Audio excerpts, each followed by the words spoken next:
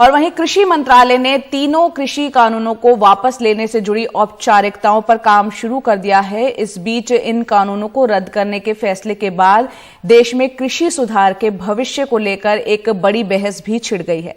नए कृषि कानून की समीक्षा के लिए गठित सुप्रीम कोर्ट की कमेटी के एक सदस्य अनिल घनवट ने मंगलवार को ऐलान किया कि वो 2-3 महीने बाद कृषि सुधार का समर्थन करने वाले 1 लाख किसानों को लेकर दिल्ली आएंगे और यहां एक दिन का कार्यक्रम करेंगे।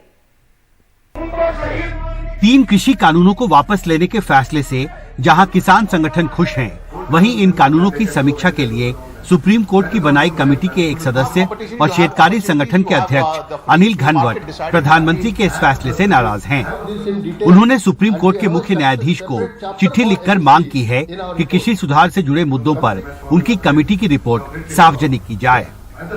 1 महीने के अंदर ये रिपोर्ट अगर पब्लिक हो जाती तो उस पर चर्चा होती। जिन किसानों को गलत सलत बता के वहाँ पे बिठाया गया है, उनको असलियत क्या है वो मालूम हो जाती है और ये आंदोलन सबसाइड हो सकता था, लेकिन दुर्भाग्य से रिपोर्ट ओपन नहीं हुई। अनिल घनवट की दलील है कि सभी अहम कृषि फसलों के न्यूनतम समर्थन मूल्य की गारंटी देना संभव नहीं है। सरकार 23 फसलों के लिए न्यूनतम समर्थन मूल्य का ऐलान करती है, लेकिन अगर इन फसलों को इसी मूल्य पर खरीदने की गारंटी दी गई तो अर्थव्यवस्था इसका बोझ नहीं झेल पाएगी। इसलिए ये फैसला व्यवहारिक नहीं होगा। उनके मुताबिक सिर्फ गेहूं और चावल को ही एमएसपी पर खरीदने से सरकारी खजाने पर करीब 1,60,000 करोड़ का बोझ पड़ता है। लिहाजा एमएसपी पर खरीद की गारंटी देना संभव नहीं है।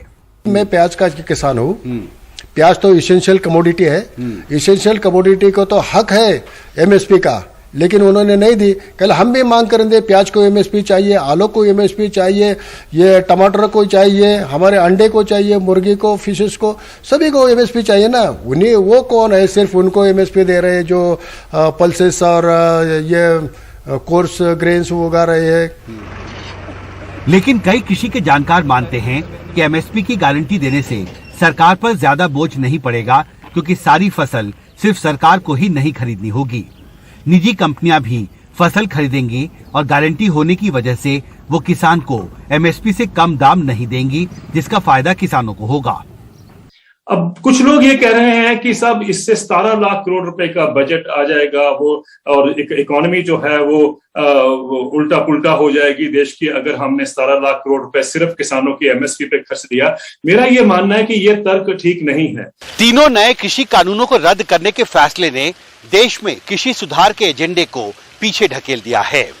अब संसद के शीतकालीन सत्र के दौरान तीनों नए कृषि कानूनों के रद्द होने के बाद सरकार के सामने अगली बड़ी चुनौती सभी अहम कृषि फसलों पर एमएसपी की कानूनन गारंटी की मांग के साथ साथ किसान संगठनों की 5 और मांगों से निपटने की होगी। संसद भवन से मनु नायर के साथ हिमांशु शेखर, एनडीटीवी इंडिया।